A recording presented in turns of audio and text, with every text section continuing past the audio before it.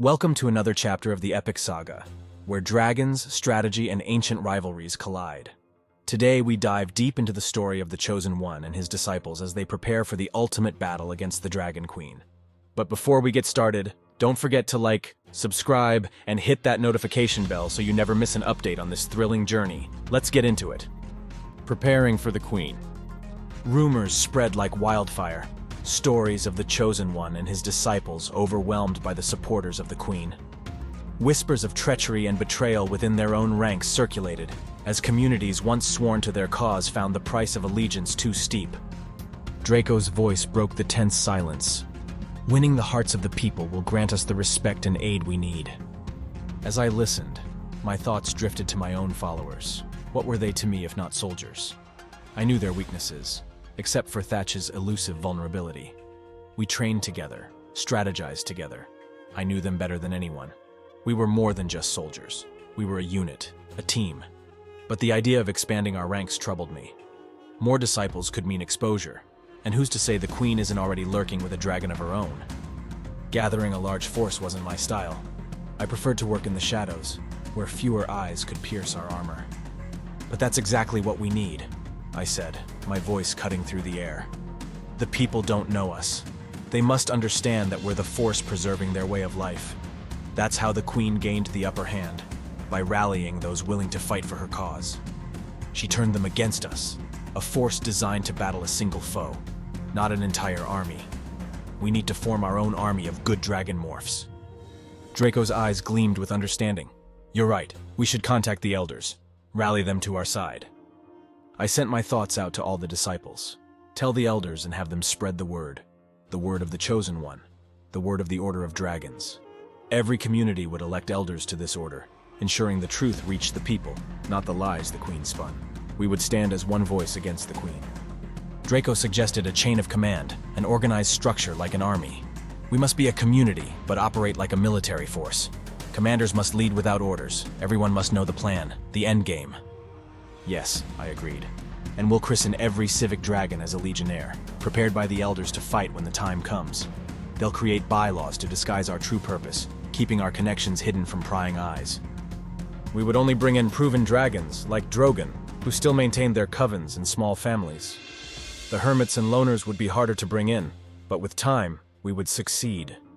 Draco turned to me, curiosity sparking in his gaze. This Order of Dragons, can we use it for more than just this mission? I smiled. Yes, it can be a lasting institution, one that stays connected with the community, passing wisdom down through the generations. The secrecy of our purpose would be its foundation, known only to those within its ranks, a secret society hidden in plain sight. The king's approval was immediate. He particularly liked the idea of the Order of Dragons. As I explained the concept, I noticed how much easier it was to articulate my thoughts mentally rather than verbally. But now, there was one task left. Disciples, meet me at Drogon's house, I commanded. The air was thick with anticipation. I glanced outside as Draco continued to ramble on about something irrelevant. I looked up just in time to feel her presence. Thatch stood before me, her face a mask of wonder. Bring the others to my room, I instructed, and she nodded in acknowledgement. Within half an hour, everyone was assembled. Apala broke the silence. So this Order of the Dragon thing, is it really going to work? It seems like a lot. I was the only one sitting. Everyone else stood, except for Luke, who was a mess of dirt and leaves, sitting cross-legged on the floor. John, in contrast, was clean, save for a few bruises. Did John beat him? Drake! I'm listening, I responded. At least answer my question, Apala pressed. Honestly, it's not supposed to work yet. A chorus of surprised exclamations followed. Thatch stepped forward, confusion etched on her face. Then why? To draw out the Queen. We could chase her down, but we'd never find her until it's too late. I'd rather she come to us. If the legends are true, it's better we use some trickery ourselves. She'll see this community we're building as an opportunity to infiltrate us. Luke chimed in. Then we attack her. Man, Drake, you're really getting good at this. That would work. Thatch lowered her head, speaking cautiously. But only if we detect her. We need to know what she looks like. It would be easier if she were that foolish, I agreed. But let's assume she's not. John, I want you to vet all the dragons joining this order. We must guard against her allies. Yes, sir, John replied. And do you have anything on the matter I asked you to investigate? John nodded. A few leads. Good. We'll discuss it later. For now, set the wheels in motion for the Order of Dragons. Each disciple will establish an order, and the communities will elect elders to lead them, instilling confidence in our plan. The elders will then spread the word and recruit members from the known dragon morphs. They all nodded, understanding the gravity of the situation. Next, we'll spread the word that we're hunting the Dragon Queen. Any unusual occurrences must be reported to the orders and passed up the chain. This wouldn't be a secret.